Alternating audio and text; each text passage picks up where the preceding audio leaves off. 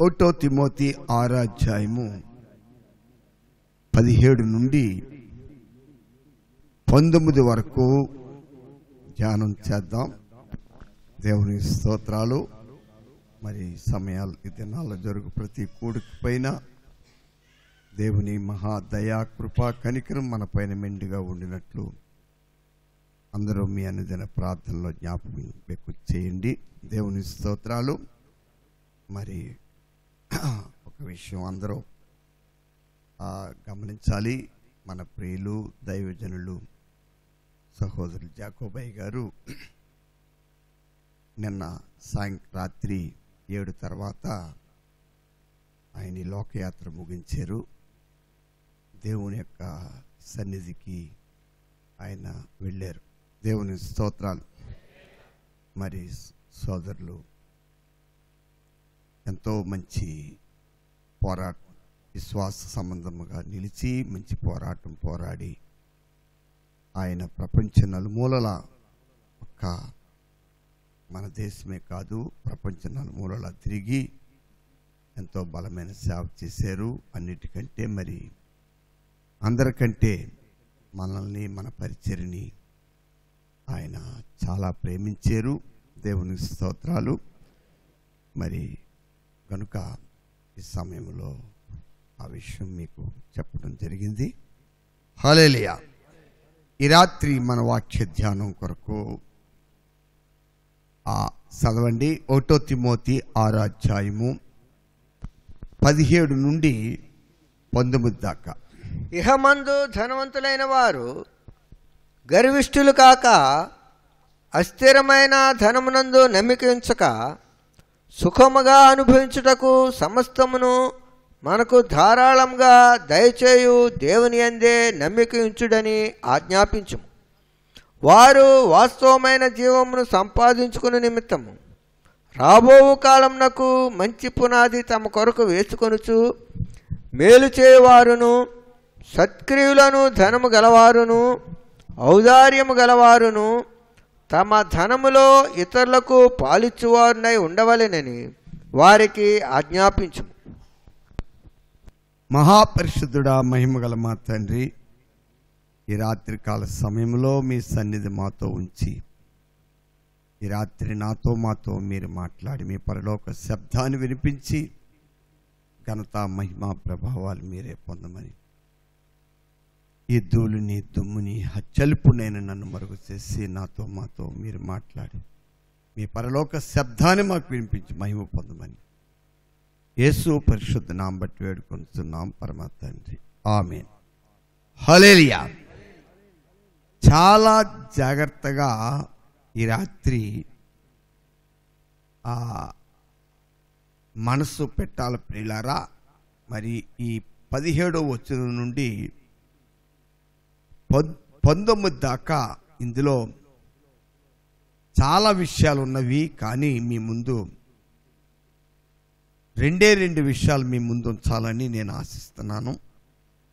మరి అందరూ కూడా దయించి నా గురించి ఎక్కువగా ప్రార్థించమని ప్రభు సన్నిధిలో మిమ్మల్ని నేను మరి వేడుకుంటున్నాను.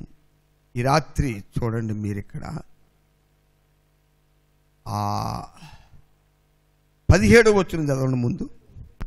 ఇహమందు ధనవంతులైన వారు గర్విష్ఠులు కాక అస్థిరమైన ధనమునందు నమ్మికుంచక సుఖముగా అనుభవించుటకు సమస్తమును మనకు ధారాళముగా దయచేయు దేవుని యందే నమ్మికుంచుడని ఆజ్ఞాపించుము.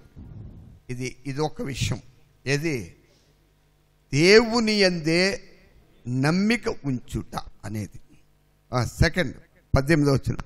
వారు వాస్తవమైన జీవమును సంపాదించుకుని నిమిత్తము రాబోవు కాలమునకు మంచి పునాది తమ కొరకు వేసుకొనుచు. ఆగండి. వేసుకొనుచు మేలు చేయువారును సత్క్రియలు అను ధనము కలవారును ఔదార్యము కలవారును తమ ధనములో ఇతరులకు పాలిచ్చువారునై ఉండవలెనని వారికి ఆజ్ఞాపించు. దేవుని స్తోత్రాలు. చాలా జాగ్రత్తగా మీరు గమనించాలి. ఇక్కడ మీరు మనసు బాగా పెట్టాలి. ఇక్కడ మనము 2 ప్రాముఖ్యమైన విషయాలు చూస్తున్నాం. తర్వాత రక్షించబడిన ప్రతి దేవుని బిడ్డ మనసు బాగా పెట్టండి. మీరు ఇక్కడ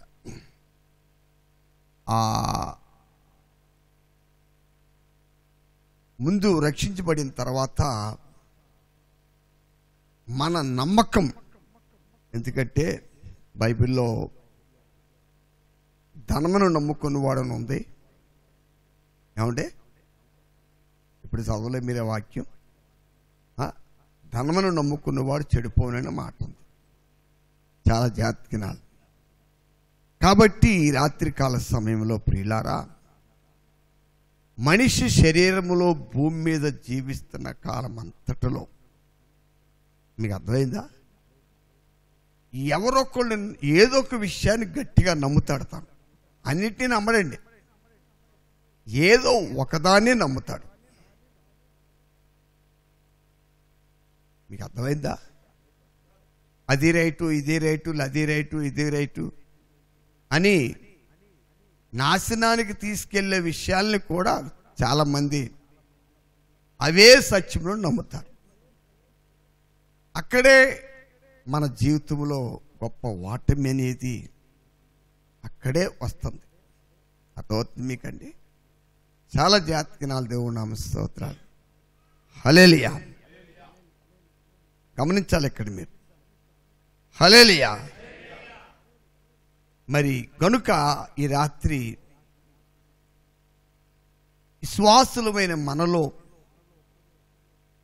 రకరకాల నమ్మకాలు కాదు కానీ ఉండవలసింది ఇక్కడ ఒక విషయం వినాలి. ఎందుకంటే ఇక్కడ ఇహమందు ధనవంతులైన వారు చూడండి గర్విష్ఠులు కాకనుంది అక్కడ. అంటే దాని అర్థం ఏంటంటే లోకపరమైన ధనం మనిషికి గర్వాన్ని, అహంకారాన్ని, హెచ్చింపుని, మనకు తెలియకుండా ఒక నిర్లక్ష్య స్థితిని ఉన్నారా, ఆఖరికి లోబడలేనంత గొప్ప దుర్మార్గపు స్థితి. చూడండి, చాలామంది పిల్లలు కనీ పెంచిన తల్లిదండ్రులను కూడా వారు లెక్క చేయరండి. చాలా జాగ్రత్తగా వాళ్ళకి ఏదో బాధ చేయడం ప్రయత్నం చేస్తూ ఉంటారు. గమనించండి ప్రియులారా. మరి అది అలాంటి స్థితి. అయ్యో ఇది నా జీవితానికి ఇది ఎటువైపు తీసుకుపోద్దనే జ్ఞానం కూడా లేకుండా ఉన్నారు. దానికి ఒక కారణం ఉంది. తల్లిదండ్రులకు అవిధేయులుగా తయారు చేసే దెయ్యాలు భూమి మీద పనిచేస్తున్నాయి. దానికి కేరాఫ్ అంటే అర్థం ఏంటి? కేరాఫ్ అంటే ఏంటి చెప్పమ్మా? నేనే భాష మారితే నువ్వేటమ్మా సిరినామా అంటావు. సిరినామా అంటే ఎవరికి అర్థం అవుద్ది? అందరికి బాగా అర్థమైపోద్ది. అడ్రస్ అంటేనే. మీకు అర్థమైందా? సిరినామా అనే పదం తెలుగు, అడ్రస్ ఇంగ్లీష్. కాబట్టి తెలుగు వాళ్ళకి తెలుగు అర్థం కాదు, ఇదే అర్థం అవుద్ది. చాలా జాగ్రత్తగా నా భాష మీరు బాగా అర్థం చేసుకోండి నా ప్రియులారా. కనుక ఈ రాత్రికాల సమయంలో దేని యందు మనము నమ్మిక ఉంచుతున్నాం?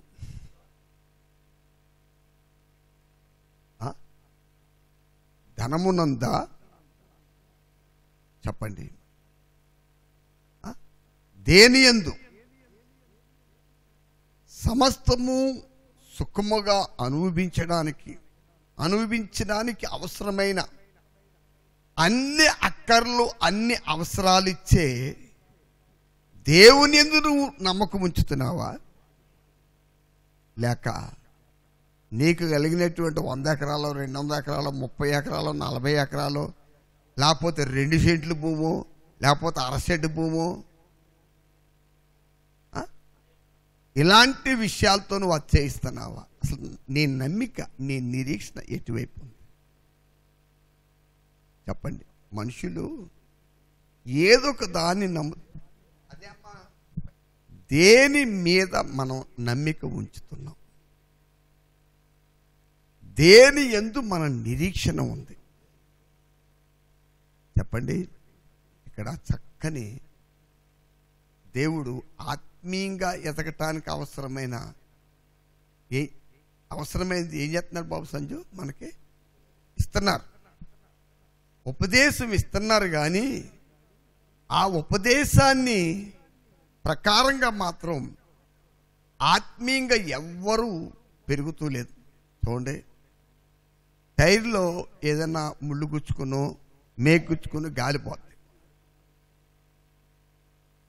దానికి ప్యాచ్ వేసి గాలి కొట్టిన తర్వాత ఆ సూపు టైర్ ఏమవుద్ది? గాలిపోగానే ఏమవుద్ది చెప్పండి? టైరు తప్పడైపోద్ది. దాన్ని ప్యాచ్ వేసి గాలి కొట్టినది ఏమో చెప్పండి? అది లావు అవుద్ది. బాగా పెట్టాలి అక్కడ మీరు. ఆ టైరు ఆ సూప్ ఏమో చెప్పండి? లావు అవుద్ది. అప్పుడు దాకా మరి ఆ పై ఒత్తిడి, ఆ రిమ్ము, ఆ దొడ్డు ఒత్తిడికే ఈ టైర్ నలిగిపోతూ ఉంటుంది నడిపిస్తూ ఉంటే. కానీ దాన్ని ప్యాచ్ చేసి పుల్లుగా దాన్ని సరిపడే గాలి కొట్టిన తర్వాత ఇద్దరు వ్యక్తులు సునాయాసంగా లాక్కుపోద్ది. ఏం బాబు? ఇద్దరు వ్యక్తులు లాక్కి వెళ్ళిపోవడానికి ఉన్న కారణం ఏంటి చెప్పండి? టైరు చూపు రిమ్మ? టైరు కాదు, చూపు కాదు, రిమ్ము కాదు, అందులో ఉన్న గాలి. అలాగే దేవుడు తన మహాదయా కనికరం బట్టి మనం ఆత్మీయంగా అభివృద్ధి చెంది ఆయన రెండో రాకడ కొరకు ఎదురు చూడడానికి అవసరమైన బోధను మనకిస్తున్నారండి. ఇస్తున్నారు. ఇచ్చిన బోధన మనం ఏం చేయాలి? దానికి వ్యతిరేకమైనటువంటి స్వభావం అంతటినీ తీసేసి బయటికి పంపేసి, అప్పుడు దాకా దేవుని వాక్యానికి వ్యతిరేకంగా ఉన్నదంతా మలినంతో కూడింది. బైబిల్లో మాట ఉందండి, ఈ లోక మాలిన్యం అని ఉంది. మలినం అంటే దాని అర్థం ఏంటి? ఈ లోకంలో ఉన్నదంతా మలినంతో కూడిందే. లోక ఆలోచన కానీ, లోక తలంపులు కానీ, లోక చూపులు కానీ, లోక మాటలు కానీ, విస్తారమైన మాటల్లో దోషం ఉండక మానదని పరిశుద్ధ గ్రంథంలో సొలొమోను రాజు ఆయన చెప్పాడు. దేవుని స్తోత్రాలు. అర్థమైందా? కాబట్టి లోకములో ఉన్న దాని అంతటిలో మలినం ఉంది, అపవిత్రత ఉంది. ఈ మలినముతో అపవిత్రతతో నిండిపోయినటువంటి ఈ టబ్బు, ఈ కుండ ఏమండి, దాన్ని మనం ప్రభు సన్నిధికి వచ్చేటప్పుడు క్లీన్ చేయాలి. ముందు శుద్ధి చేయాలండి, శుద్ధి చేయాలి. శుద్ధి చేయకుండా వచ్చి కూర్చున్నాం అనుకోండి, నా బాధ మీకు తర్జుమా అవుతూ ఉంటుంది. ఇక్కడ నుంచి నేను మైక్ ద్వారా తెలుగులో చెప్తే మీ చెవుల దగ్గరికి వచ్చేటప్పటికి అది మలయాళము, ఇంగ్లీషో, తమిళమో, ఏదో ఒక భాషలో తర్జుమా అయిపోతుంది. తర్జుమా అయిపోయిన తర్వాత ప్రార్థన అయిన తర్వాత ఏమిస్తారు? ఇక్కడ టీనీలు పోతారండి. టీనీలు ఇచ్చేదాకా ఆడవారికి గెస్ట్ హౌస్ ఒకటి ఉంది, మగవారికి ఒక గెస్ట్ హౌస్ ఉంది. ఏమ్మా చెప్పండి? ఆడవారికి ఎక్కడ, మగవారికి అక్కడ. వెళ్ళిపోయి కూర్చుని ఏం చేస్తారు? ఏ కౌర్లు కాదండి. ఒరే అమ్మా, పాత్ర గారి అబ్బాయికి నవంబర్ 26 పెళ్ళయింది, అసలు కట్నమే తీసుకోలేదట రూపాయి కూడా అని అమ్మ ముందు కోతి మెల్లింగా మొదలెడుతుంది అనమాట. ఇంకో కోతి వచ్చి అంటది, కారణం నీకు తెలీదా?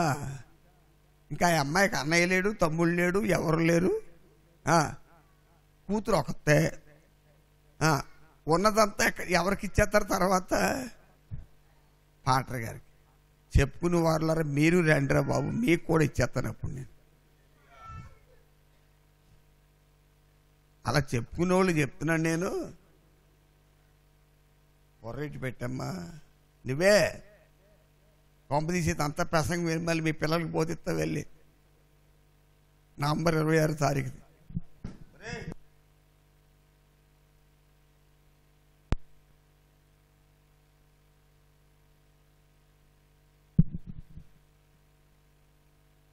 హల్లెలూయా.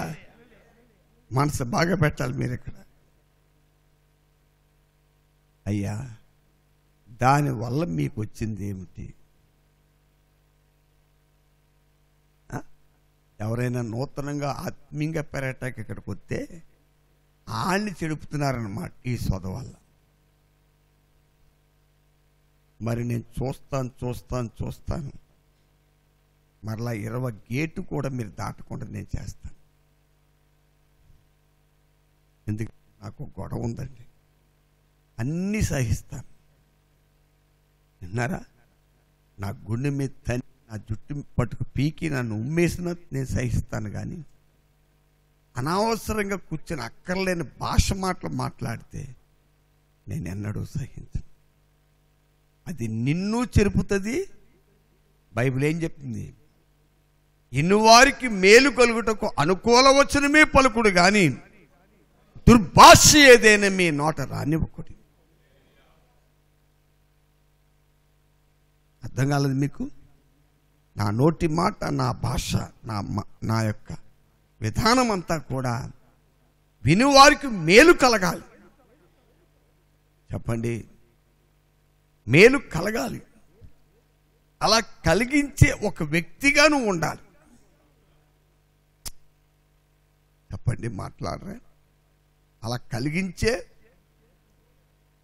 నిన్న రాత్రి నేను యాకోబు వారిని చనిపోయిన వార్త ఇక్కడి నుంచి మా డాను కేరళ నుండి ఒక సహోదరుడు ఫోన్ చేశారు. ఇక్కడికి వచ్చిన మొన్న స్టీఫెన్ గారు, నేను శిరీష, సుదర్శనం, చిరంజీవి సుదర్శనం ఇంట్లోంచి తమ్మవారు వెళ్ళటానికి ప్రార్థన చేసుకోవడానికి మేము ముందుకు వస్తున్నాం. ఈలోగా ఫోన్ వచ్చింది. మీరు చాలా జాగ్రత్తగా. మరి నేను తర్వాత అమ్మవారు వెళ్ళిన తర్వాత కూడా ఒక 5 నిమిషాలు కూడా అక్కడ నేను ఉండలేకపోయాను. ఎందుకంటే నా మనసులో చాలా కొంత వేదన ఉంది. మీరు వినాలి. ఎందుకు అంటే ఆయన చనిపోయినందుకు దాని గురించి కాదు, కానీ నేను ఆ టైంలో నాకు ఆయనకి 1977 నుంచి సంబంధం ఉందండి. నేను ఎక్కువగా బాధపడింది ఏంటంటే, అలాంటి తగ్గింపు గల వ్యక్తి ఏమండి తర్వాత ఆత్మల విషయంలో ఎంతో భారము బాధ్యత కలిగి ప్రభువును తప్ప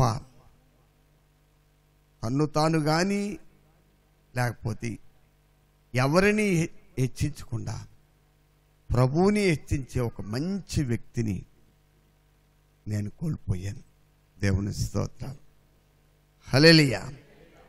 మీకు అర్థమైందండి? చాలా జాతకినాలు తర్వాత మేము దేవుడు రాకడాలు చెప్పి అని చేస్తున్నాం. ఈ నెల కన్నా కానీ వచ్చే నెల ఫస్ట్ వీక్లో కానీ ఉపాసకుడి తర్వాత కానీ కేరళ వెళ్ళాలని గమనించండి. ఇక్కడ మీరు చాలా జాతకినాలు ప్రియులారా. తీసుకెళ్ళి డానును సారును అయించదు ప్రార్థన చేయించాలని అనుకున్నా. ఇది ఒకటి జరగలేదు. అన్నిటికంటే దానికంటే ముఖ్యంగా ముందు ఒక ఆత్మీయంగా ఉన్న వ్యక్తిని కోల్పోయాం. మీరు గమనించాలి శారీరకంగా. హల్లెలూయా. మరి ఒకవేళ నేను మీరు తిన్నంగా నిలబడితే ఆయన వెళ్ళిన స్థలంలో వెళ్తాం, ఒకవేళ చూస్తాం, ఆ తర్వాత సంగతి. కానీ మీకు ఇక్కడ ఎందుకు ఈ మాట చెప్తున్నానంటే ప్రియులారా, ఒక విషయాన్ని గమనించాలి. హల్లెలూయా. చాలా జాగ్రత్తగా వినాలండి మీరు ఇక్కడ. నేను ఈ దినమంతా చాలామంది నాకు అసలు ఫోను వస్తుంటేనే భయం వేసేది నాకు. ఎందుకంటే పొద్దు నుంచి నా ఫోన్కి ఖాళీ లేదండి. ఎవరో ఒకరు అలా ఫోన్ చేస్తూనే ఉన్నారు. ఎప్పుడు వెళ్తున్నారా, మమ్మల్ని తీసుకెళ్తారా, ఇలాగే ఒకరి తర్వాత ఒకరు నన్ను అడుగుతూనే ఉన్నారండి. చాలా జాగ్రత్తగానండి ప్రియులారు ఇక్కడ మీరు. హల్లెలూయా. కనుక ఇక్కడ నేను మీకు ఎందుకు ఈ మాట చెప్తున్నానంటే ఒక విషయం మీరు వినాలి. రక్షించబడిన ప్రతి దేవుని బిడ్డ ఏమండి, లోకములో మనం అందరము ఒకప్పుడు ఆత్మ సంబంధంగా గుడ్డివారంగా ఉన్నాం, ఆత్మ సంబంధముగా చెవిటివారంగా ఉన్నాం. దైవత్వ విషయంలో ఏమాత్రము గ్రహింపు లేని ఒక మందస్థితి గల మనసు మనం కలిగి ఉన్నాం. అర్థమవుతుంది మీకండి? కానీ అలాంటి వారమైన మనలను దేవుడు ఎంతో దయ చూపి కరుణించి కనికరించి ఈ గొప్ప రక్షణ ఆయన మనకిచ్చాడు. చాలా జాగ్రత్తగా మీరు మనసు పెట్టాలి. ఇక్కడ అర్థమవుతుంది మీకండి? దేవుడు ఏం చేశాడు? ఈ గొప్ప రక్షణ దేవుడు మనకిచ్చాడు. ఇచ్చిన దేవుడు దేని యందు మనము నమ్మికుంచాలో, దేనిని కలిగి ఉండాలో, దేని కొరకు ప్రయాసపడాలో, దేని సంపాదించుకోవాలో, దేని మీద మనసు పెట్టుకోవాలో అవన్నీ దేవుడు తన ఆత్మ ద్వారా ఆయన ఏర్పాటు చేసుకుని అభిషేకించి పంపిన దైవజనుల ద్వారా వారి నోటిలోంచి పరిశుద్ధాత్మ ద్వారా మన దగ్గర ఉన్న 66 పుస్తకాల్లో రాయబడ్డ మాటలన్నీ పరిశుద్ధాత్మ దేవుడు ఇచ్చిన మాటలే. ఆ మాటలన్నీ ప్రియులారా దీవెనకరమైనవి. అవి మనకి మహిమను కూర్చుని నిరీక్షణ ఇస్తాయి. ఒక నిరీక్షణ మాత్రమే కాదు, అవి మనలను మహిమలోనికి ప్రవేశపెడతాయి. శ్రమ, బాధ, హింస కలుగుతున్నప్పుడు ఏమో చెప్పండి. మరి నాకు బాగా జ్ఞాపకం ఉంది, సోదరు జాకోబు గారు ఇక్కడికి మరి ఆయన 1980వ సంవత్సరంలో వచ్చారు ఈ ఊరు.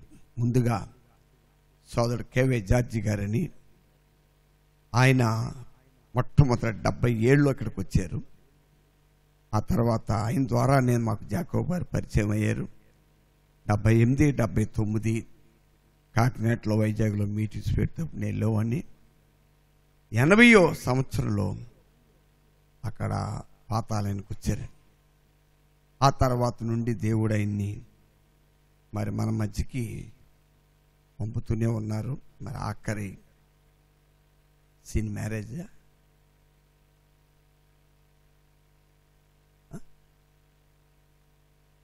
అక్కడికి వచ్చింది. అది స్కూల్లో పెట్టిన డేట్ అదే. దేవుని స్తోత్రాలు. చాలా జాతకాలు మీరు ఇక్కడ. ఆ తర్వాత మరలా ఆయన ఇక్కడికి రాలేదని అందరూ అంటున్నారు. దేవుని స్తోత్రాలు. చాలా జాతకనండి. మరి ఆయన అక్కడికి వచ్చినప్పుడు పగలంతా ప్రార్థనలో, పరిచర్యలో బాగా వాడబడేవారు. రాత్రి కూడా వాడబడేవారు. భోజనం అంతా అయిపోయిన తర్వాత ప్రియులారా ఒక్కొక్క రాత్రి ఆయనకి నిద్ర ఉండేది కాదు.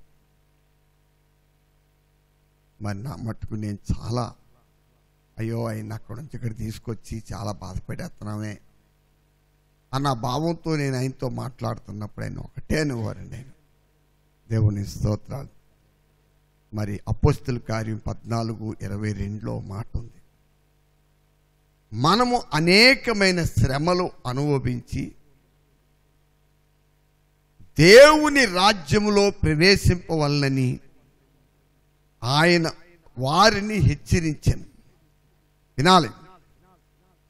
మరి లుస్త్రా అనే ప్రాంతంలో పౌలు గారు గొప్ప హింస అనుభవించాడు. ఆయన అక్కడ ఆ హింసకు కారణం ఏంటంటే ఓస కాళ్ళు చేతులు గలవాడిని బాగు చేశాడు ఆయన. ప్రజలు ఆయన్ని దేవుడిగా ఆరాధించడానికి ముందుకొచ్చారు. పౌలు గారు దాన్ని నిరాకరించాడు. ఆయన దాన్ని పూర్తిగా ఎదిరించారు. ఎదిరించినందుకే ప్రజలు ఆయన్ని కొట్టారు. మీకు అర్థమైందా? కాబట్టి ఈ సమయంలో ప్రియులారా మరి ఆ వాక్యాన్ని నా ముందెప్పుడు పెడుతూ ఇది దేవుడు మనకిచ్చిన భాగ్యం. ప్రభు పక్షాన శ్రమ పడతాం, నింద అనుభవిస్తాం, ఏమండి మహిమలోకి వెళ్తాం అనేది దానికంటే ఇంకొక భాగ్యం ఇంకొకటి లేదని మరి ఆ సహోదరులు ఎప్పుడు నాతో చెప్తూ ఉండేవారు. మరి ఆయన లోకపరంగా కూడా మరి వాళ్ళు చాలా ధనవంతులైన దేవుని స్తోత్రం. హల్లెలూయా. మనసు బాగా పెట్టాలి. ఒక ధనవంతుడు మాత్రమే కాదు, ఆయన గొప్ప సైంటిస్ట్. ఆయన ఎలక్ట్రానికల్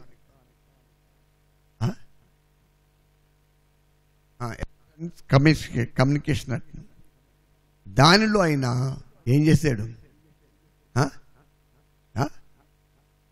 ఆయన సైంటిస్ట్, పిహెచ్డి చేశారు. అది చేసిన వారు మరి 62 అనుకుంటున్నాను. ఆయన మన జిల్లాలో అందరికీ తెలుసు, పల్లవరాజు గారి తండ్రి రామ్ సంజీవరావు గారని. అయినా కూడా మరి జాకోబ్ గారు చేసిన ర్యాంక్కి అదే టైంలో, ఎందుకంటే 1962లో ముగ్గురే ఉన్నారటండి. ఇంకొక ఆయన ఎవరో కురియన్ అని, ఆయన కూడా కేరళ. ఆయన చాలా జాతకనండి. అంత చదువరి అయ్యి కూడా ఏనాడు నేను ఇంత చదువరిని లేక ఇలాంటి వాడిని ఏనాడు నేను ఆయనలో అతిశయించవాలి.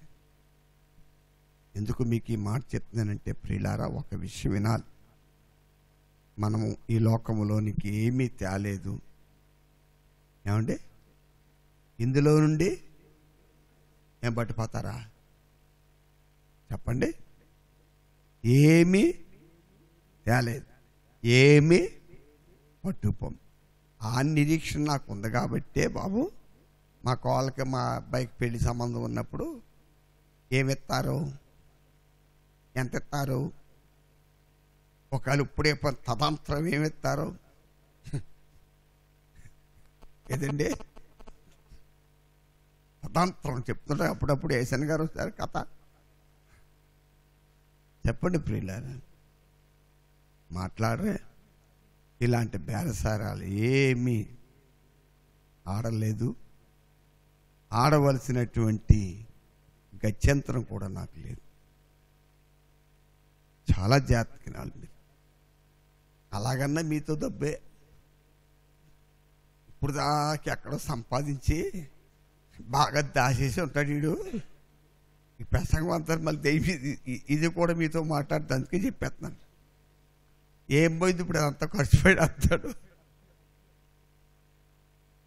ఇప్పుడు ఇదంతా చెప్పండి అని ఒక ఆలోచన వస్తే ప్రియులారా, నాకు కూడా రండి. ఎందుకంటే మీకు కూడా సగం ఇస్తాను. నాకున్న దాంట్లో ఏం చేస్తాను చెప్పండి. మాట్లాడరే. తెనాలి రామకృష్ణ శ్రీకృష్ణదేవరాయలు బతుకున్నప్పుడు ఆయన్ని లోపల రానిపోతుంది ద్వారపాలకులకి రామకృష్ణ ఆజ్ఞాపించాడు. అయితే ఏం చేశాడంటే మొత్తానికి ఆయన లోపల రానిత్తలేదు ద్వారపాలకి.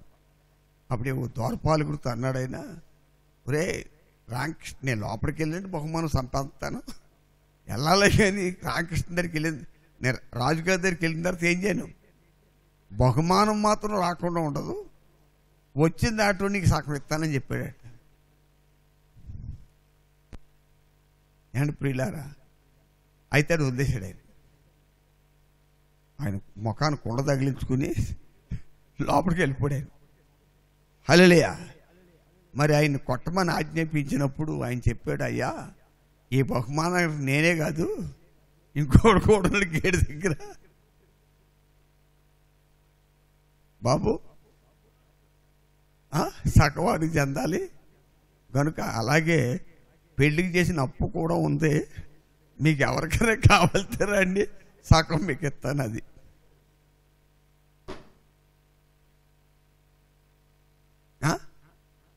చెప్పండి.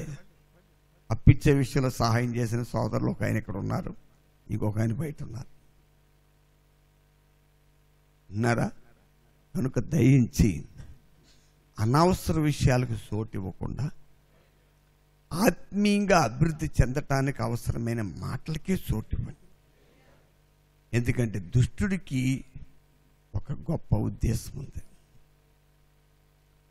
నువ్వు అభివృద్ధిలోకి రా, ప్రభు నామములోకి వచ్చిన తర్వాత ఆయన నామములో నువ్వు అభివృద్ధి చెందకుండా ఉండాలనేదే దుష్టుని యొక్క ప్లాన్. ఎందువల్ల చెప్పండి,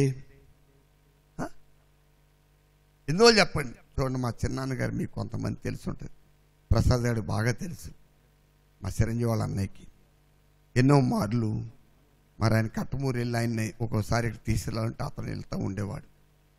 బాగా గమనించండి ప్రియులారు, మీరు ఇక్కడ ఆ బిక్కి శూన్యం గారని ఆయన ఇక్కడికి 2-3 సార్లు వచ్చి వెళ్ళిన తర్వాత అర్థమవుతుందండి. చాలా జాతకనాలు మీరు విన్నారా? అదే పనసరంగు దగ్గర తీసుకెళ్ళాం కదా కళ్ళ గురించి. బాగా గమనించండి ప్రియులారా, కట్టమూరు వెళ్ళిందాతో మాట చెప్పాడట, ఇక్కడ నుంచి ఒక సెంటు భూమి వాడు పట్టుకెళ్ళలేదు, కానీ వాళ్ళ మా అవసరాలు తీరుతున్నాడు. ఏంటి కారణం అంటే వాడు నమ్మిన దేవుడు అంతగా ఆయన హెచ్చించాడు. అది విన్నవాళ్ళు నాతో చెప్పారండి. ఓ రోజు నేను వరకుమార్ గారు తణుకులో పౌలు గారి ఇంటికాడ మంగళవారం ప్రార్థన ముగించుకుని, అప్పుడు కారు ఉంది కానీ డ్రైవర్ లేడు. మేము తణుకు నుంచి సర్కార్లో వస్తున్నప్పుడు మా ఊరు వాళ్ళు ఎక్కడో భీమవరంలో ఎవరో ఒక యోగి ఉన్నాడంటే, ఆ ఒక యోగి ఒక సాధువు గారి దగ్గరికి వెళ్ళి వాళ్ళు వస్తున్నారండి. దాంట్లో ఉన్నారు 15-20 మంది. అదే కంపార్ట్మెంట్లో మేము ఎక్కిన తణుకు. ఎక్కిన తర్వాత వారు మాతో చెప్తున్నారు, మీ దగ్గరికి వద్దాం అనుకుంటున్నాను, ఒక ఆయన బాగా క్లోజ్, మీ దగ్గరికి వద్దాం అనుకుంటున్నాను రా బాబు. నీ ఏంటంటే మీ చిన్నాన్న చెప్తున్నాడు నీ గురించి, నువ్వు నమ్మిన దేవుడు నిన్నెంతో దీవించాడు. విన్నారా ప్రియులారా? ఆ మాట మన గురించి మనల్ని ఎరిగిన వారు మన బంధువులు చెప్పకుండా ఉండటానికి, మనము దీవుని పొందకుండా ఉండటానికి, నానా బాధలతో తిప్పలతో బాధింపబడ్డానికి దుష్టుడికి ఇష్టం. కనుక వాడికి ఇష్టమైంది మనం చేయకుండా ఉండాలంటే ఏం చేయాలి చెప్పండి? దేవుని మాటే నమ్మాలి. చాలా జాగ్రత్తగా, ఎందుకంటే దుష్టుడు చాలా మోసగాడు.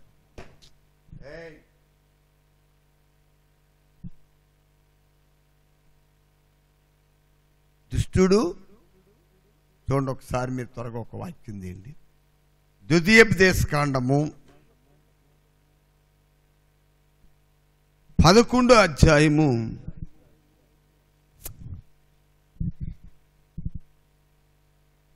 16వ వచనం చదవండి. మీ హృదయము మాయలలో చిక్కి త్రోవ విడిచి ఇతర దేవతలను పూజించి వాటికి నమస్కరింపకుండా మీరు జాగ్రత్త పడుడి.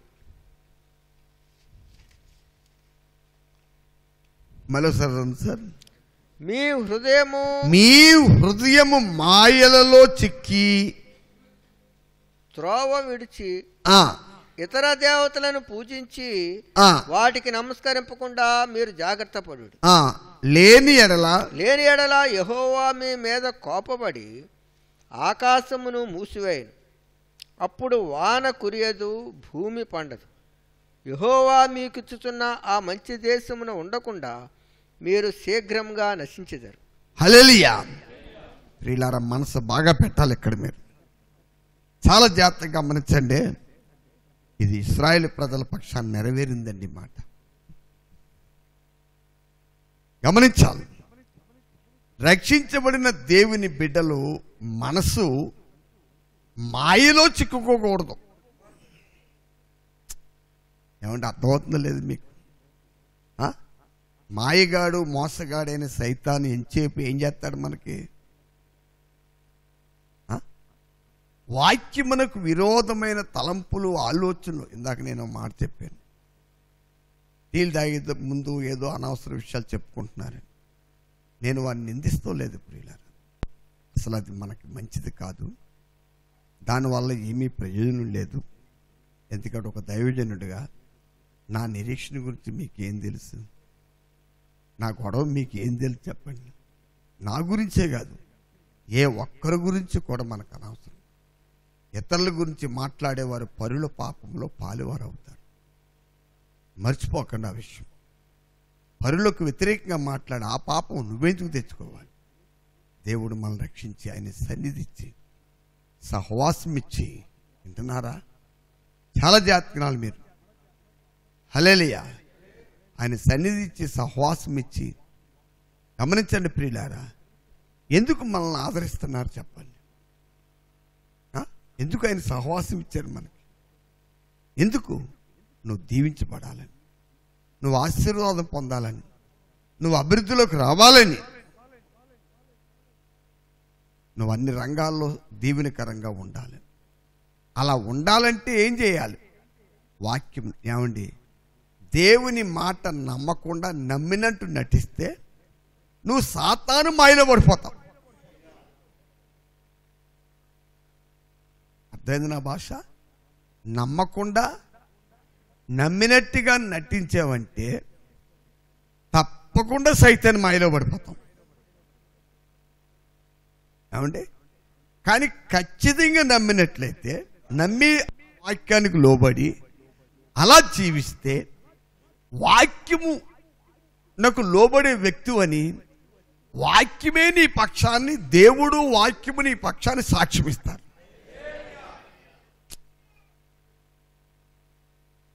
ఎలా సాక్ష్యమిస్తారు చెప్పండి? వాక్యం దేవుడు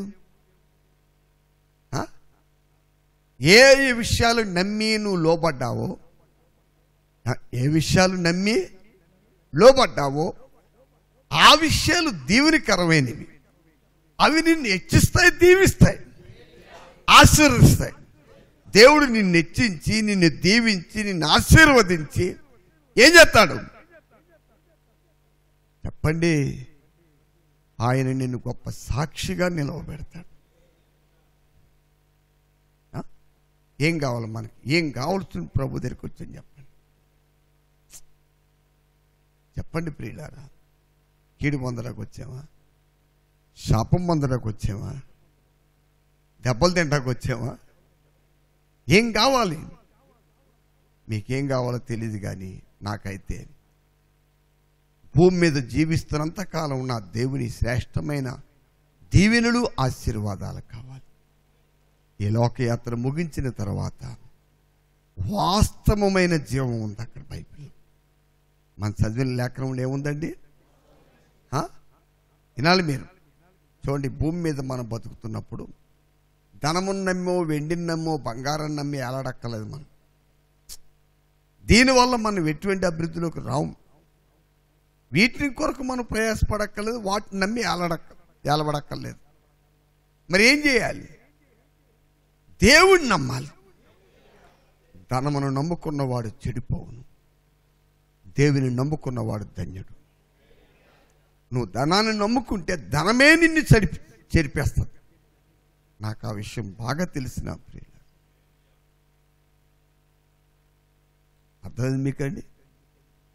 ధనమే కావాలంటే హల్లెలూయా, హలో, మరి పాడికి నేను చాలా కూడబెడతాను, కానీ నాకు ధనం మీద నమ్మకం లేదు. ధనం మీద నమ్మకం లేదు, కానీ సమస్తమును లోకములో మన అవసరాల అక్కర్లు తీర్చడానికి ధారాళముగా దయచే దేవుని నమ్ముతున్నాను నేను. మీకు అర్థం కాలేదా? చాలామంది అంటారు, ధనం లేకుండా ఏం చేయగలుగుతాం చెప్పండి? ధనం లేకుండా. కానీ ఒకటి, ఆ ధనం నీకెవరు ఇవ్వాలి?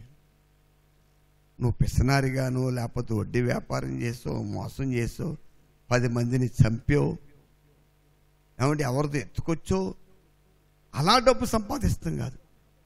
దేవుడు మనకివ్వాలి. చాలా జాగ్రత్తగా ప్రియులారా, దేవుడే మనకివ్వాలి. ఆయన ఇవ్వగల సమర్థుడు, శక్తిమంతుడు.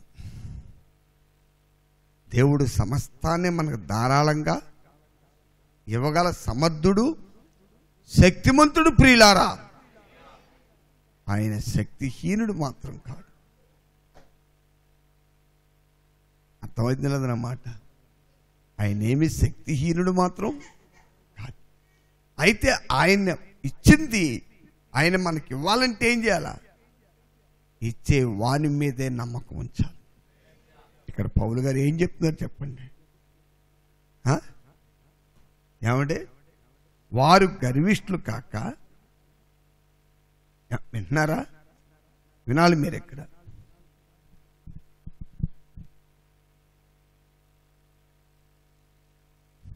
అస్థిరమైన ధనమైంది నమ్మికుంచక సుఖముగా అనుభవించుటకు సమస్తమును మనకు ధారాళముగా దయచే దేవుని యందే నమ్మిక ఉంచుడని ఆజ్ఞాపించుము. దేవుని స్తోత్రాలు. హల్లెలూయా. ఏమంటే అర్థమవుతుందా? ముందు ధనం విషయం దగ్గరికి వచ్చేటప్పటికి దేవుని వైపే చూడండి ప్రియులారా. దేవుని వైపే. ఆయన మనం అడిగిన దానికంటే, ఊహించిన దానికంటే అత్యధికముగా చేయగల శక్తి గలవాడైన దేవుడే కానీ మన పక్షాన్ని నుండి మనకు చేయదలుచుకుంటే ఆయన మామూలుగా కాదండి. ఆయన ఆకాశ వాకిళ్ళు విప్పి మన మీద, హల్లెలూయా. చూడండి, అమెరికా దేశంలో ప్రెసిడెంట్ ప్రస్తుతానికి, మరి అమెరికా, ఆస్ట్రేలియా, కెనడా ఆ ప్రాంతాల్లో విపరీతమైన మంచు పడిపోతుందండి.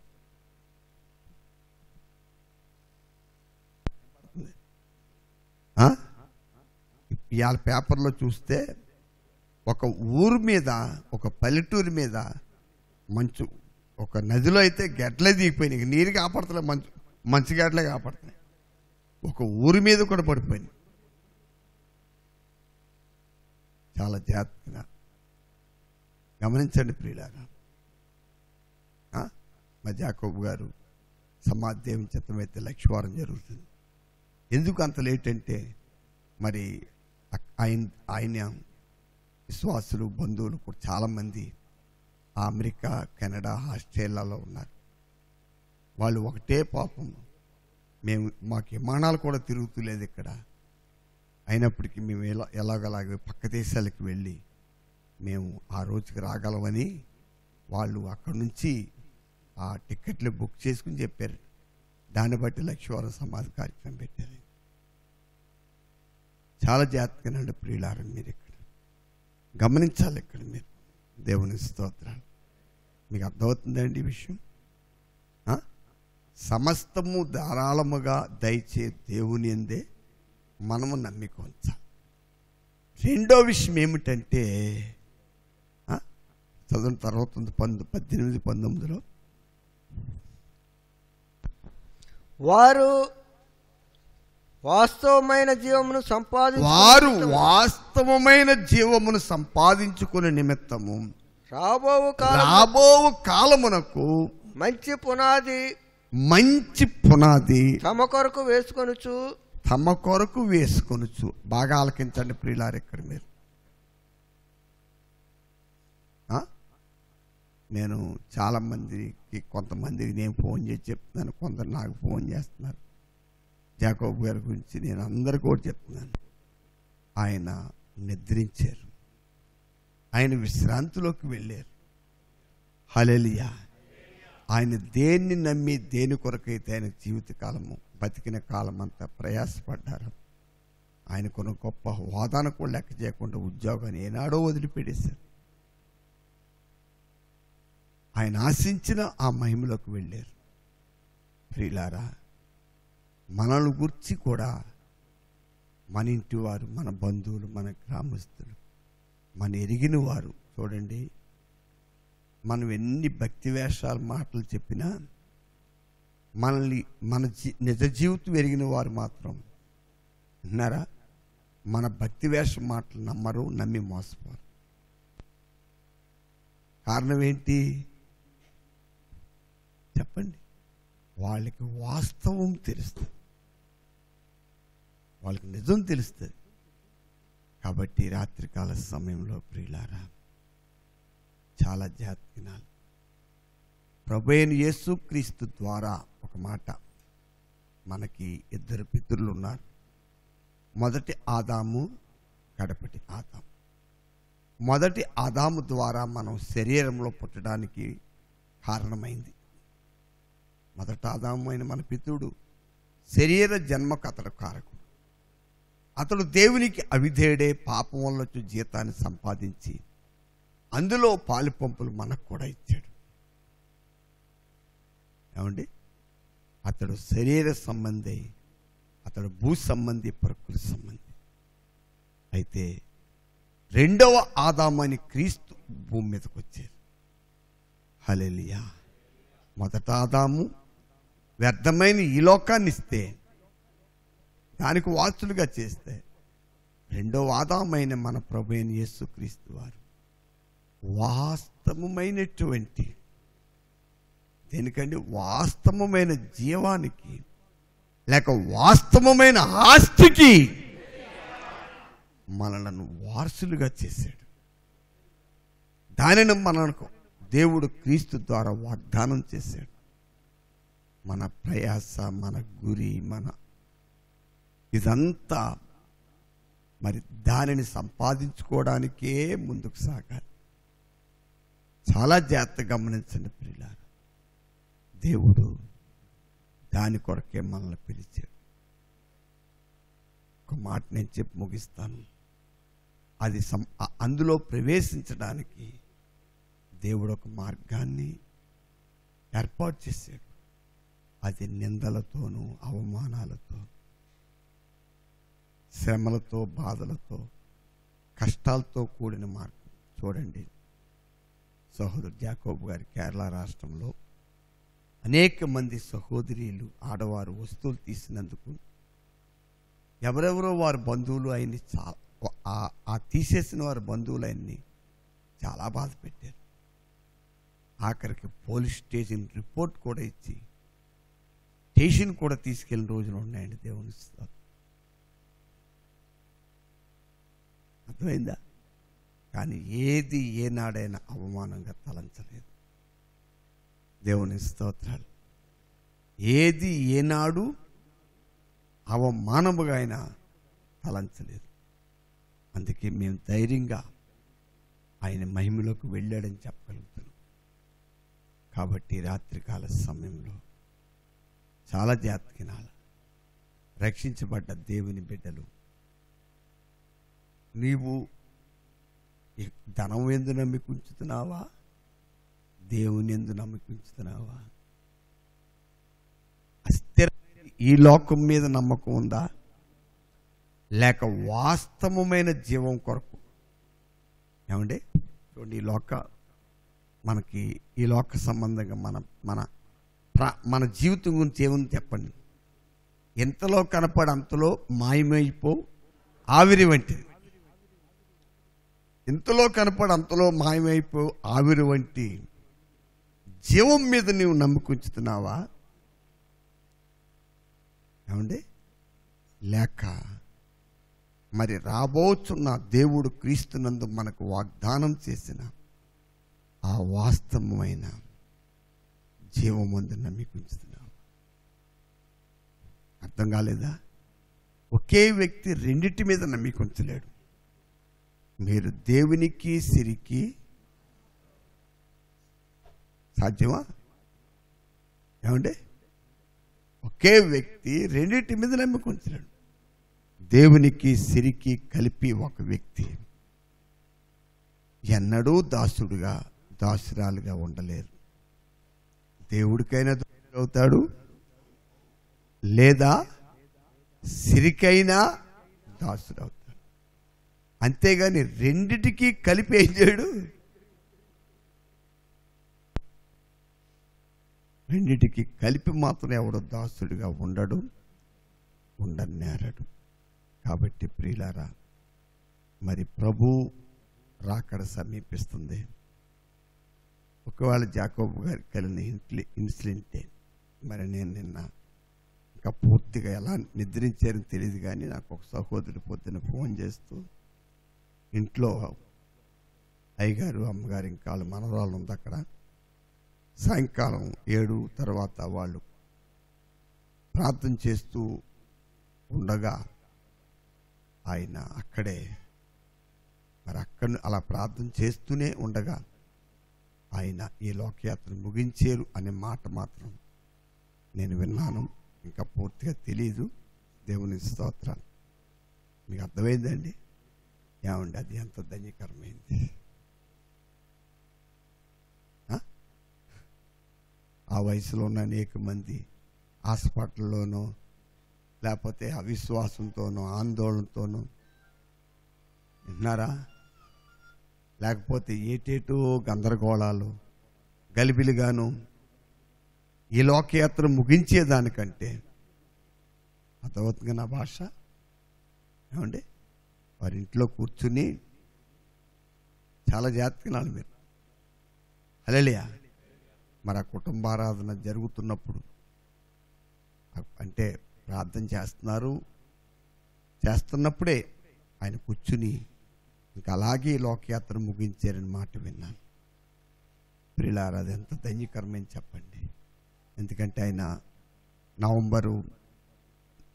డిసెంబర్ నెలలో కేరళలో మీటింగ్స్ అవుతాయి. ఆ మీటింగ్స్లో మరి నేను అనుకుంటున్నాను 25ని స్టార్ట్ అయి ఉండాలి అక్కడ. బుధవారం ఎప్పుడు అదే రోజు ప్రారంభమవుతుంది. బుధవారం రాత్రి నుండి ఆదివారం మధ్యాహ్నం దాకా జరుగుతూ ఉంటాయి. మరి ఆయన దైవజనులు జాకోబు గారు శనివారం రాత్రి ఆదివారం మధ్యాహ్నం కూడా ఆయనే ప్రసంగం చేశారు. అక్కడికి వెళ్ళిన ఒక సహోదరుడు, హైదరాబాద్లో ఉన్న ఒక సహోదరుడు పూర్ణంగా ఆయన చెప్తున్నాడు, శనివారం రాత్రి ప్రసంగం చేశారు, మంచి ఉపదేశం. ఆదివారం కూడా ఉపదేశం చేసి ఆయన మాట అన్నారటండి, నేను ఇలా ప్రసంగం చేస్తూ ఇలా పరిచర్య చేస్తూ, ఎందుకంటే డాక్టర్లు ఏవో చెప్తుంటారు, మీ గుండె ఎంత ఇలా పనిచేస్తుంది, ఇంకా ఎక్కువ చేయదు, మీరు విశ్రాంతి తీసుకోవాలి, మీ లంగ ఎలా ఇలా చెప్తారు. అవన్నీ మనకు అనవసరం. ఒక విశ్వాసి లేక ఒక పరిశుద్ధుడు దేవుని సన్నిధిలో ఇలానే ప్రసంగం చేస్తూ నేను వెళ్ళిపోతే నేను ఎంత ధన్యుణ్ణు అని చెప్పారని రాత్రి నాకు ఆ సహోదరుడు ఆ పూర్ణం గారని అయినా రాత్రి నాతో మాట్లాడుతున్నారు, చెప్పారు. దేవుని స్తోత్రాలు. హల్లెలూయా. నేను తమ్మవారిలో ఉన్నప్పుడే చేశాను ఫోన్ ఆయనకి, అప్పుడే చెప్పారు. కాబట్టి ప్రియులారా, వాస్తవమైన జీవాన్ని సంపాదించుకునేవారు ఏమండి, ధనాన్ని నమ్ముకున్నవాడు ధన విషయం మాట్లాడతాడు. ధన సంబంధమైనది ఏదైనా వస్తుంటే హ్యాపీగా ఉంటాడు. రావటం లేట్ అయితే అలుగుతాడు. ఇంకా లేట్ అయిపోయింది అనుకోండి, ఇంకా బాధపడిపోయి నొచ్చిపోతారు. కానీ వాస్తవమైన పరలోక జీవం వైపు నీకు ఖచ్చితంగా నమ్మకం ఉండే నిరీక్షణ ఉంటే దేవుడు అది నీకు ఇస్తున్నప్పుడు ఎంతో ప్రేమతో సంతోషంతో ఏం చేస్తావు, దాన్ని తీసుకుంటావు నువ్వు. ఏమండి, నాకు 93 జూలై 12వ తారీఖున 3వ స్ట్రోక్ వచ్చింది. నేను చనిపోయాను. అరగంట తర్వాత ఎక్కడో చిన్న అబ్బాయి గారి చేతుల్లోనే నా ప్రాణం పోయింది. అరగంట తర్వాత బతికాను. అది 93 జూలై 12. ఇదంతా 2000 అంటే ఎంతకాలం అయింది? దగ్గర 21 సంవత్సరం, 20 సంవత్సరాలు దాటి పూర్తయి 21వ సంవత్సరంలోకి వచ్చింది. జూలై 13 వస్తే 21 పూర్తి అవుతుంది. ఒక మాట చెప్తాను ప్రియులారా, ఆ బలహీనత నన్ను ఎప్పుడైనా చంపేద్దేమో అన్న ఆందోళన మాత్రం నాకు లేదు. ఎందువల్ల? ఒకవేళ ఆందోళన ఉందనుకోండి, ఆ బలహీనత రాకుండా కాపాడుకోవడానికి వైద్యశాలకు పరిగెడతాను. నేను వెళ్తే మీరు ఏమన్నా వద్దంటారా? మీరు చాలా హ్యాపీగా ఉంటారు. ఎందుకని మనకి మన పిల్లలకి ఏమైనా వచ్చినా మనం కూడా పోవచ్చు హాస్పిటల్కి. చెప్పండి, వాళ్ళు మిమ్మల్ని ఇప్పటికీ వద్దంటలేదు. చాలామంది వెళ్తున్నారు. వెళ్ళండి, మీ డబ్బులు ఖర్చు పెట్టి శుభ్రంగా వైద్యం చేయించుకుని అప్పులు పాలయ్యి తిప్పలు పడండి. నేను వద్దాను. హలో, చాలా జాగ్రత్తగా గమనించండి పిల్లలు. కనుక ముందు నమ్మకం, దేవుని మీద నమ్మకము, రెండవది వాస్తవమైన జీవమును సంపాదించుకోవడానికి ప్రయాసపడాలి. అర్థమైందా? ఒకటి దేవుని మీద నమ్మకం, రెండవది వాస్తవమైన జీవం సంపాదించుకోవడానికి ప్రయాసపడాలి. ఇది ఈ 2014 సంవత్సరం మొదటి నెలలో మరి ఈ కూడిక, ఈ శనివారం రాత్రి ఈ ప్రారంభ కూడికలో ప్రభు మనకి గొప్ప హెచ్చరికిస్తున్నారు. దాని కొరకు మనం నిరీక్షణ కలిగి ఉందాం, ప్రార్థన చేద్దాం. మరి రేపు మామూలుగా ఆరాధన ఉంటుంది, దేవుని స్తోత్రాలు. దాని తర్వాత రాత్రి కూడా కూడుకుంటుంది, వర్షనే కూడుకులు ఉంటాయి. అందరూ కూడా మోకరించి రాత్రి ప్రభు మనకిచ్చిన ఈ ఆలోచన బట్టి మన ఆత్మ ప్రాణ శరీరాలు అప్పగించి దేవునికి స్తుతులు స్తోత్రాలు చెల్లిద్దాం. Hallelujah, hallelujah. Praise the lord, praise the lord, praise the lord.